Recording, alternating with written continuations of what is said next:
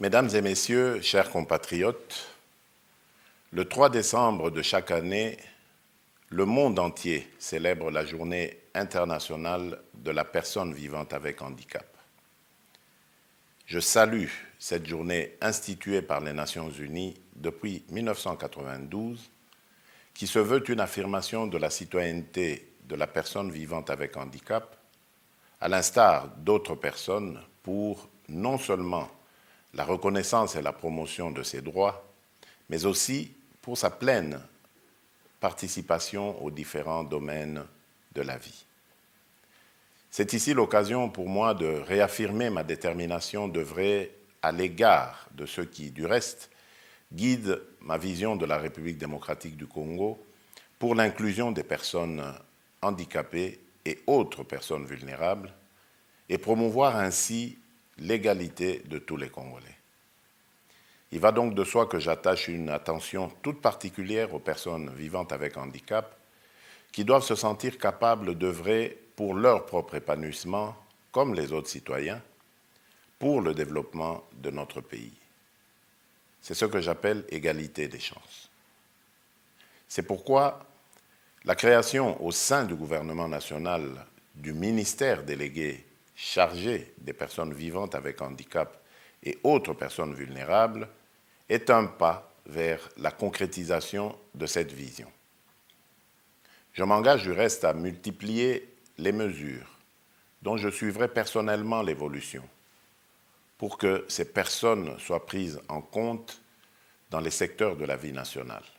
Mesdames et messieurs, chers compatriotes, le thème choisi pour la Journée internationale des personnes vivantes avec handicap cette année 2019 par les Nations Unies est promouvoir la participation des personnes handicapées et leurs dirigeants, agir pour le programme de développement 2030.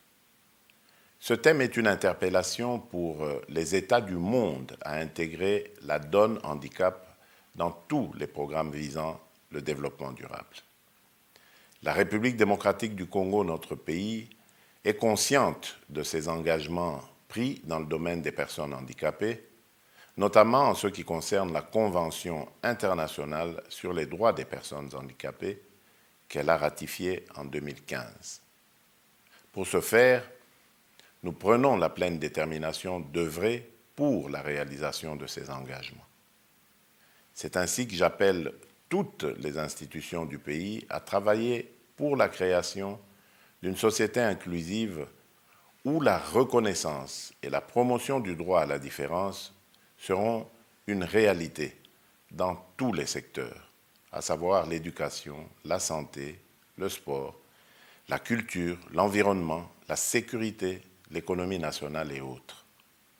Je mettrai un accent particulier sur la situation des femmes et des enfants handicapés qui nécessitent une double attention du fait de leur marginalisation. Ils peuvent compter sur ma détermination. Mesdames et messieurs, chers compatriotes, l'année 2019 est aussi celle où le Parlement de notre pays se mobilise pour l'adoption de la loi organique portant participation, promotion et protection des personnes vivantes avec handicap, telle que recommandée par l'article 49 de notre Constitution. À cet effet, j'encourage l'Assemblée nationale et le Sénat qui ont déjà inscrit dans leur calendrier l'examen et l'adoption de ce projet de loi à faire diligence afin de doter le pays d'un outil particulier devant encadrer, entre autres, la question de la représentativité des personnes vivant avec handicap. Je voudrais également lancer un appel à l'endroit de nos frères et sœurs vivant avec handicap pour leur dire d'avoir davantage confiance en elles et de s'impliquer dans le processus de la reconstruction de notre pays.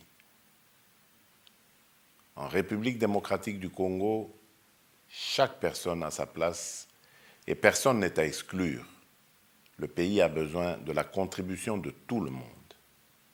Que vive la République démocratique du Congo, que vive l'inclusion de la personne handicapée et autres personnes vulnérables, que Dieu bénisse la République démocratique du Congo.